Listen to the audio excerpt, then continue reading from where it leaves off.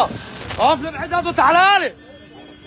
صلوا على النبي. سلام عليكم. احنا دلوقتي اهوت في كمين الجزارين، كمين الموت، كمين المخدرات، كمين الاسمنت. هم دول اللي مش فالحين فيه.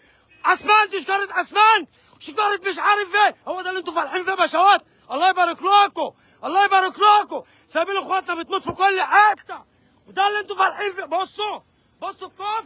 هي دي دوله القانون اهي، هي دي دولتنا.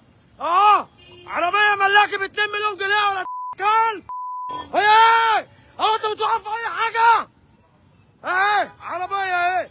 مش ابراهيم جمال اللي يتفقتي على الطلاله اللي بقول.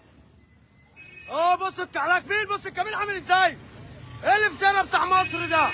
ولو وقفت لهم الطريق يقولوا عليكم بلطجيه، ويقولوا عليكم همج، ويقولوا عليكم مش عارف ايه. طريق اهو اهو اهو اهو، احنا شايفين التاني اهو اهو اهو يا باشا. كام ظابط، كام ظابط مرتبه كام في الداخليه؟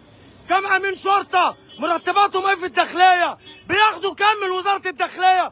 بيكلفوا الدوله كام عشان شجره اسمنت يا عالم يا كفره؟ عشان شجره اسمنت.